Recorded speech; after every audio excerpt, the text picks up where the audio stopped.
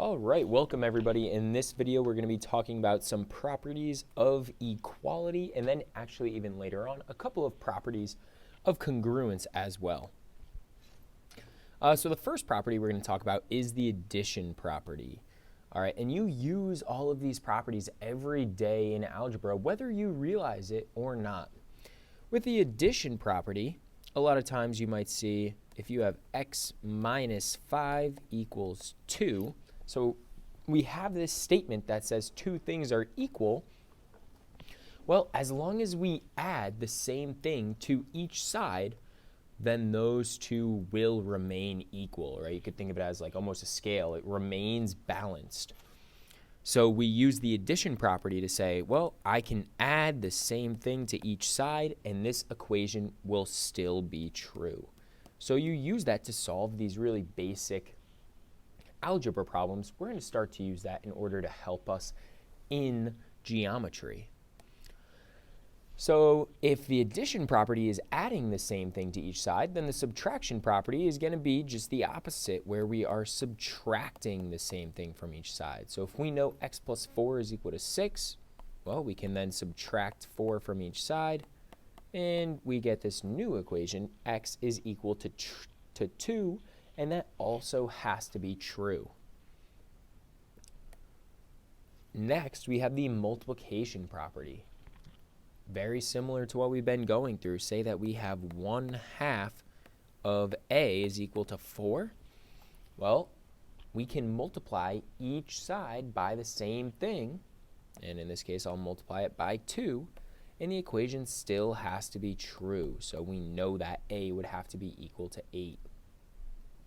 The division property, very similar. Let's do 4 times b is equal to 20. You can divide each side by the same thing, in this case 4, and the equation must remain true. All right, so these ones you guys use every single time that you're solving an algebra problem. You use the addition, subtraction, multiplication, and division properties. All right, these next ones you use sometimes, but maybe you don't even realize that you're using them. Substitution is a pretty common one. Okay, we've used this a couple of times already in the year for geometry.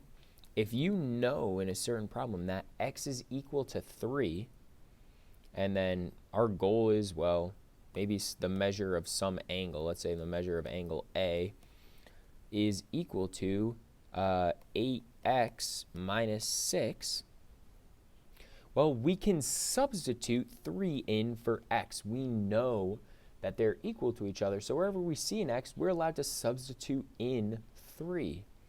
So I'd substitute in 3, I get 8 times 3 minus 6.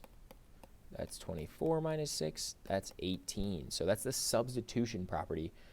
This step right here where I'm allowed to plug a 3 in or substitute a 3 in for x because I know they're equal to each other. Now these last 3 properties might seem very basic, and they each have names, okay? And they're going to apply to both equality and congruency. So the reflexive property, let's just say that we know something is equal to itself. That's what the reflexive property says.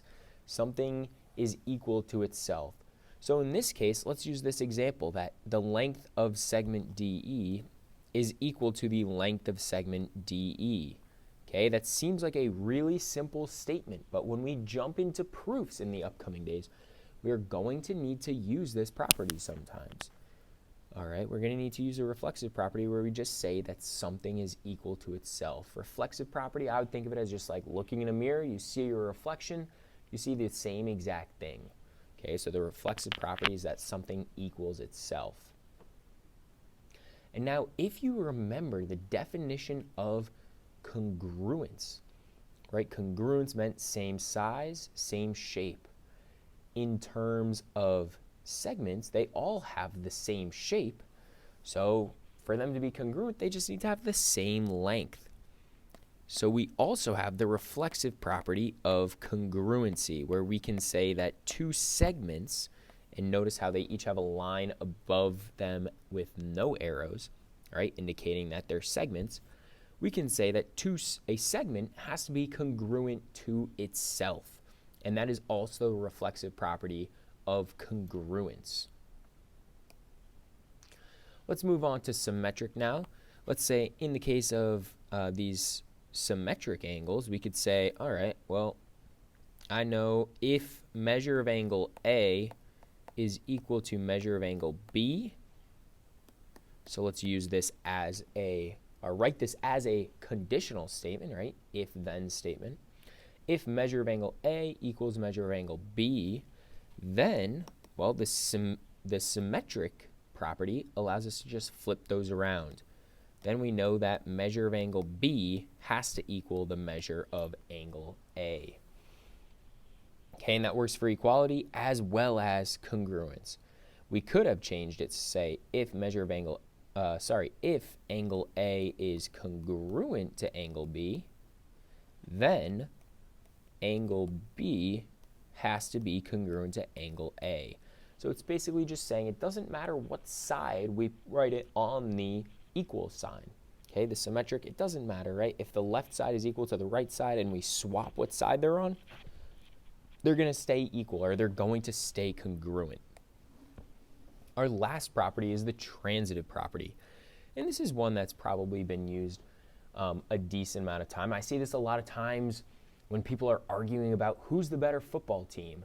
Well, they might say, well, the Patriots beat the Dolphins and the Dolphins beat the Jets, therefore the Patriots are better than the Jets. Okay, and that's really using like the transitive property, even though it's probably not true, or maybe not true in that case. However, in math, if we know that, let's say, x is equal to 4, so if x equals 4 and y equals 4, then we can say that x is equal to y. Then x equals y. All right, so if two things equal the same thing, then that must mean that those original two things have to be equal as well. All right, and the transitive property exists for both equality, which I showed here, and for congruency. All right, so if angle 1 is congruent to angle 2, and angle 2 is congruent to angle 3, well, then we know that angle 1 has to be congruent to angle 3. All right, those are those properties from algebra. So we have properties of equality as well as properties of congruence.